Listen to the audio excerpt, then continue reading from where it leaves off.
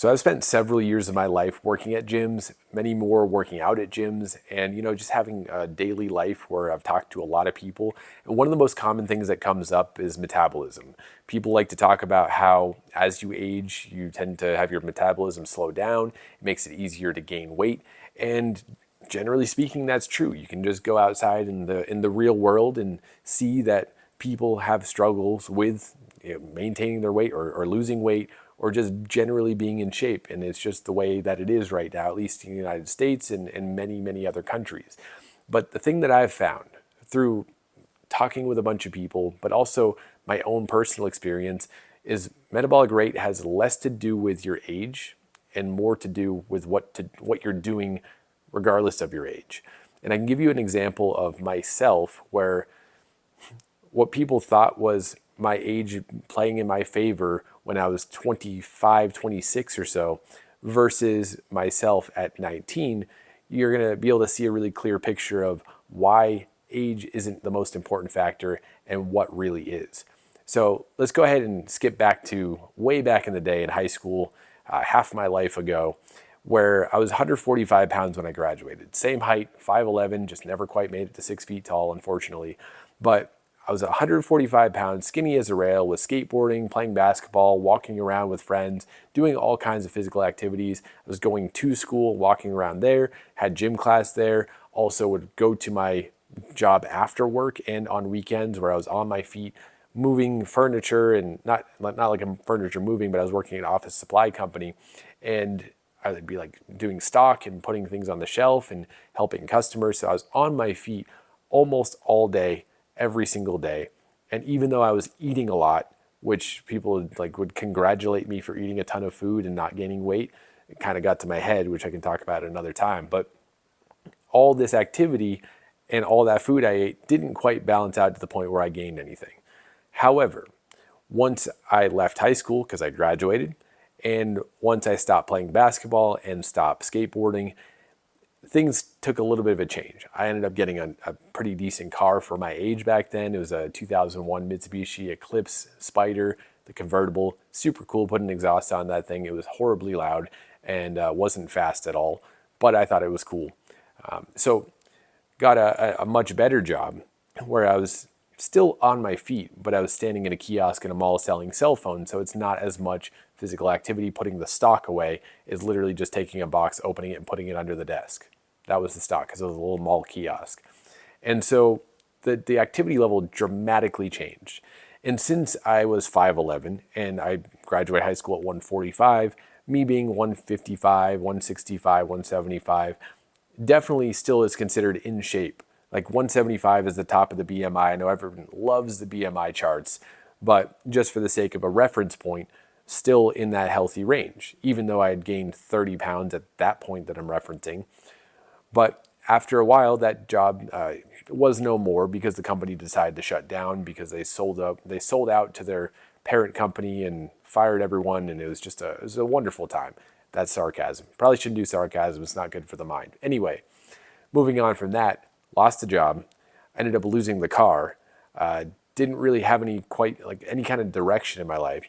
And then there was a moment that I had talked about in old videos on my other channel.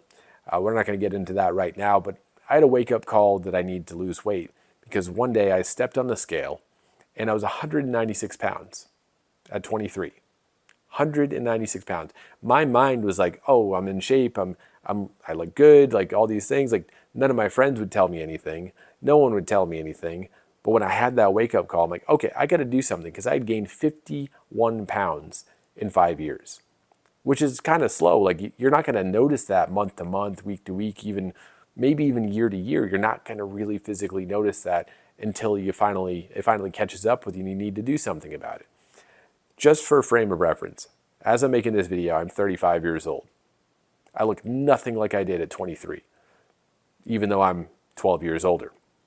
So anyway, my point going back to that is even though I was younger and had all that age thing going for me, my technical BMR was probably a little bit higher. I was so much heavier. I had no muscle mass. I had a bunch of body fat. I had a gut and twig arms. It was a terrible look, even though I was younger.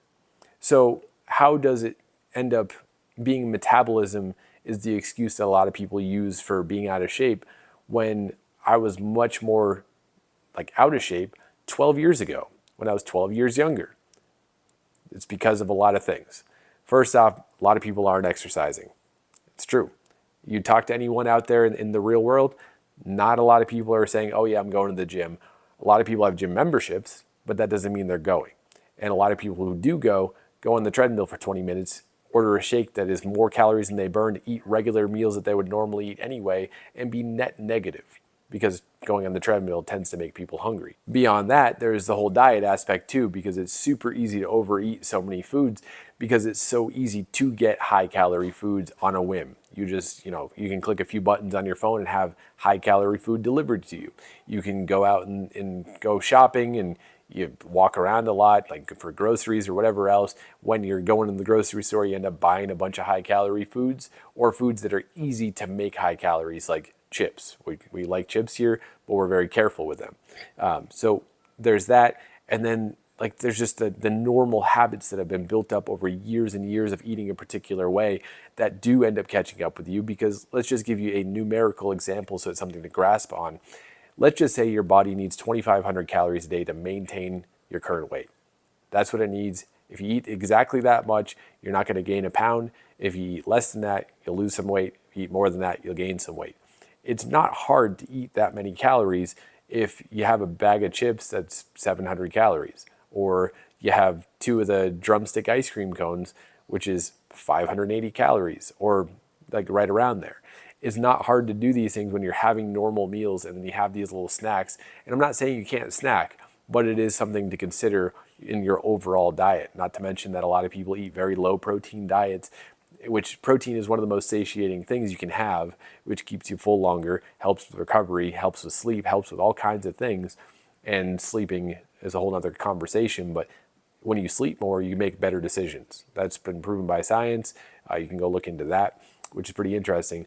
But this all plays back into the whole metabolic rate thing, where even if you know where your basal metabolic rate is and your total daily energy expenditure is, that is really dictated by exercise. And then when like exercise and daily activity, what you do across the day, and then your body itself doing its thing. And then you have to balance that out, which is really hard to figure out how much that is, with tracking your calories, tracking your protein, and making sure that you're eating less than you're burning. But again, going back to this, I've already made a video on how to roughly estimate how many calories you burn in a day. It's not an easy thing to do, but you have to figure that out to some average, some close estimate, so that you know that you're eating less than that. And then regardless of your metabolism, regardless of how much energy like you're burning based on your age, you can still make progress. You can lose weight when you're 18, you can lose weight when you're 88.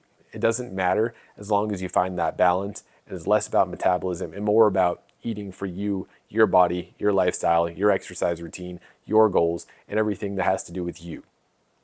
If that makes sense, cool. If not, let me know if you have any questions in the comments. I'd be happy to clarify on anything. And the cool thing is, this also puts you back in control.